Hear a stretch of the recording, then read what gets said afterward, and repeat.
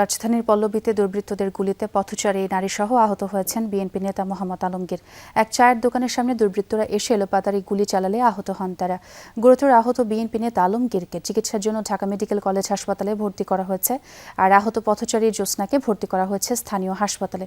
প্রত্যক্ষদর্শীদের বরাত দিয়ে পল্লবী থানার ওসি হাসান বশির জানান, বিকেলে পল্লবীর মিরপুর 11 নম্বর সেকশনের বি ব্লকের চায়ের দোকানে আড্ডা দিচ্ছিলেন আলমগীর। এই সময় 4 দুর্বৃত্ত প্রাইভেট কারে এসে তাকে লক্ষ্য করে গুলি চালিয়ে পালিয়ে যায়। এর মধ্যে আলমগীরের মাথা ও পিঠে 3টি এবং পথচারীর পায়ে 1টি গুলি লাগে।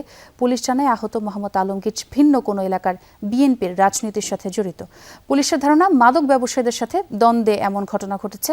তদন্ত করে পরবর্তী ব্যবস্থা নেওয়া হবে বলে জানায় পুলিশ।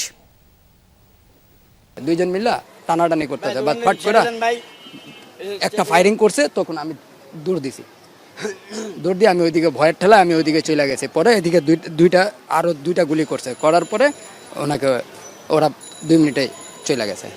আর যারা গুলি করেছেন তাদের যতটুকু জেনেছি যে 2 জন ব্যক্তি জড়িত ছিলেন, তাদের সম্পর্কে আমরা তথ্য পেয়েছি। তো কে ছিলেন, কারা ছিলেন, তো এই বিষয়টা এখন তদন্তাধীন আছে।